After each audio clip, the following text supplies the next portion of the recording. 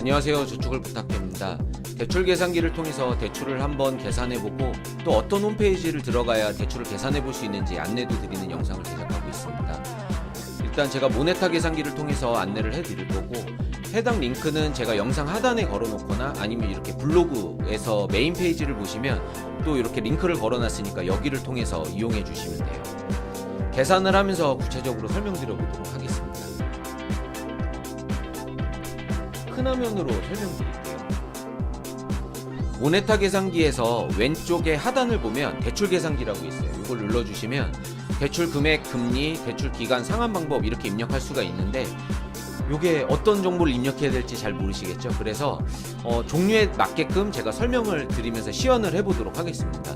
일단 신용대출과 담보대출이 있는데, 신용대출은 신용등급에 따라서 천차만별이고 또 다르기 때문에 신용대출은 빼고 담보대출만 계산을 한번 해볼게요.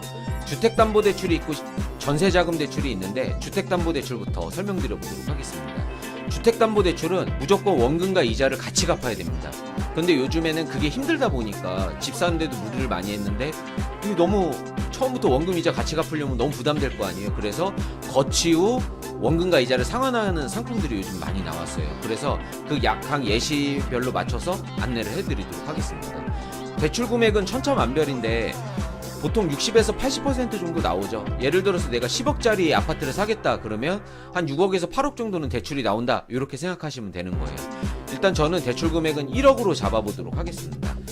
한 3억짜리 살 건데 2억은 내 돈 들어가고 1억만 대출 받을 거예요. 그러면 한 30% 정도를 대출 받는 거죠. 이렇게 1억을 입력하고, 대출 금리는 사람마다 다 천차만별이긴 하지만 이렇게 보시면 돼요. 파인이란 사이트 들어가 보시면 공통해서 금융상품 한눈에라고 있는데, 여기를 보시면 대출의 금리를 비교해 볼 수 있습니다. 이렇게 다 종류별로 있죠. 이게 주택담보대출 눌러보시면 이렇게 눌렀을 때 금리별로, 은행별로 이렇게 나와요.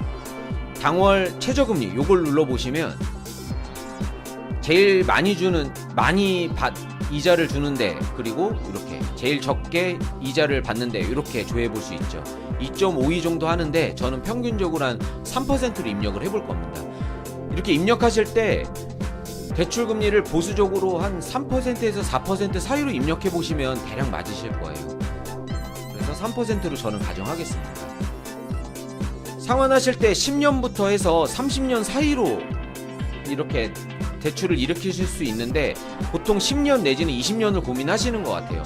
제 추천은 최대한 늦게 받으셔라 라고 좀 안내를 해드리고 있는데, 보통 한 20년 정도를 받으시는 것 같습니다. 그리고 만기 이시 상환 상품도 있긴 있는데 간혹가다 있는데 거의 없다고 보시면 되고, 원리금, 원금, 거치 후 요거에 어떤 특징들이 있는지 한번 비교해 보도록 하겠습니다. 일단 원리금 균등 분할부터 볼게요.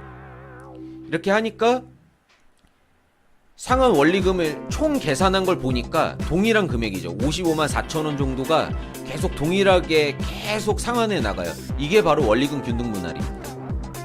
그리고 원금 균등 분할 같은 경우에는 처음에 이자가 높다가, 원금 이자가 높다가 점점 줄어들어요. 그 금액이. 이렇게 되는 방식이 원금 균등 분할이라고 이해하시면 돼요. 그리고 거치 후 분할 상환 같은 경우에는 이렇게 거치 기간은 3년 내지는 5년 이렇게 보통 하시는데, 3년 동안은 이렇게 이자만 갚고 있다가 25만원씩 갚고 있다가 그 다음부터 원금과 이자를 같이 갚아 나간다, 이렇게 바라봐 주시면 됩니다.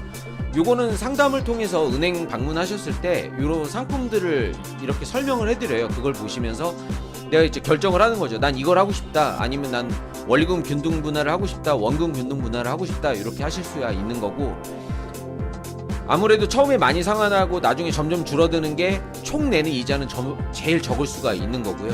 그 다음에는 원리금 균등 분할이 이자를 그나마, 그리고 거치 후 분할 상환이 이자를 제일 많이 내는, 약간 이렇게 이해해 주시면 돼요. 이게 주택담보대출에 계산하는 방식이니까 요게 은행에서 상담받기 전에 내가 이런 계산을 해보면 되겠죠.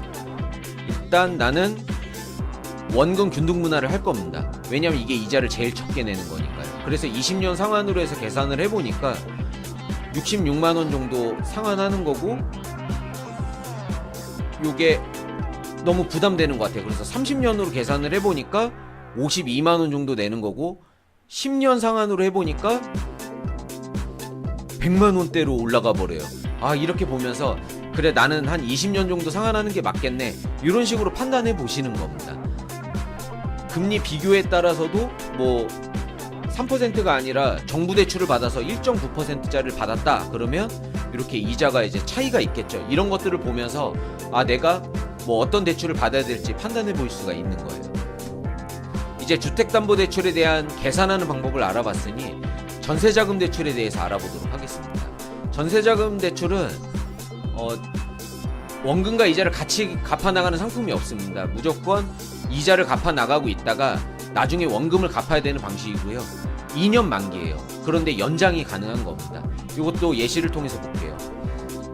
한 2억짜리 전세인데 한 1억 정도 대출을 받는 겁니다. 그래서 그렇게 가정한 거고, 얘도 마찬가지로 여기 금융상품 한눈에를 눌러보시면 전세자금 대출 요 란이 있죠. 여기에서 계산을 해보시면 돼요. 그러면 이렇게 최고금리, 최저금리 이렇게 비교가 되고, 주택담보대출보다는 이자가 좀 싼 편입니다. 제가 느끼기엔 약간 그런 것 같은데 모든 금융상품이 다 그렇지는 않다 보니까 이걸 확답드릴 수는 없는 거예요. 그런데 대략적으로 그런 것 같아요. 전세담보대출이 이자가 좀 더 낮았던 것 같고, 주택담보대출이 이자가 좀 높았던 것 같고 그렇습니다. 그래서 이걸 입력할 때 1억 정도 받을 거고, 대출금리는 3%로 가정해 볼게요. 그리고 얘는 2년 만기예요. 그리고 만기 일시 상환이죠. 이렇게 계산을 해보면 1억을 대출 받았을 때 25만원씩 상환하다가 나중에 원금을 갚아야 된다, 이렇게 바라보시면 되는 겁니다. 근데 2년 만기면 이거 어떡하지? 라고 했을 때 2년 끝났을 때 연장 신청을 하시면 되는 거예요. 그러니까 뭐 나라에서 해주는 거는 8년까지 연장이 가능하고, 은행에서 해주는 건 10년까지 연장이 가능하니까 뭐 10년짜리다 뭐 8년짜리다 이렇게 보시면 됩니다.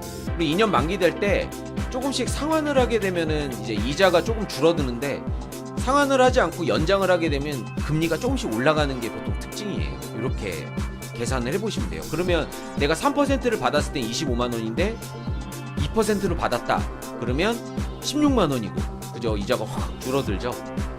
그리고 뭐 한 2.5% 이렇게 볼까요? 이렇게 보니까 20만 원이고, 이런 식으로 계산을 해보면서 아, 금리에 따라서 내가 상환해야 되는 금액이 이 정도 되겠구나 라고 판단하시면 되는 거예요. 그리고 한 2% 정도를 받아서 16만 원 정도 됐었는데 대출을 내가 좀 낮춰서 8천만 원을 받게 되면 13만 원 정도 되니까 아, 내가 약간 내 돈을 좀 더 많이 더 투입을 시킬까? 이런 고민들도 해볼 수 있겠죠. 요게 대출 계산하는 방법인 겁니다. 그 외 신용대출은 뭐 신용대출은 굳이 해드릴 필요가 있을까 생각이 드네요. 어차피 그거는 상담할 때 구체적으로 또 이야기를 들을 수 있는 거니까요. 그 외에 계산기 중에 대출 비중 뭐 이런 게 나와 있고, 뭐 대출 갈아타기 이런 정보들이 있는데 이건 좀 전문가의 영역이니까 이거는 스킵을 좀 하도록 하겠습니다. 그런데 이런 계산도 해볼 수 있다 정도 이해해 주시면 좋을 것 같아요. 여기 정부에서 해주는 것도 대출 계산기 눌러보면은 대출 금액 입력하는 거, 금리 입력하는 거, 대출 기간 입력하는 거 요거 그대로 있죠. 요거대로 정보 입력하면은 심플하게 계산이 됩니다. 확실히 모네타 계산기와 이렇게 파인에서 제공하는 계산기랑 비교했을 때 이게 좀 한 번도 안 해본 사람은 여기가 조금 익숙할 거고, 그리고 몇 번 해보신 분들은 모네타 계산기가 좀 이용하기가 편하다 정도로 이해해 주시면 좋을 것 같네요. 자, 이렇게 대출 계산을 해봤는데 용어도 어렵고 이렇게 조금 까다롭죠. 그런데 최대한 쉽게 설명한다고 해봤는데 이게 좀 어떻게 받아들여지셨는지 잘 모르겠네요. 이걸 좀 보시고 또 궁금하신 점 있으시면 댓글로 달아주세요. 그리고 구독, 좋아요 눌러주시기 바랍니다. 이상 마치도록 하겠습니다. 감사합니다.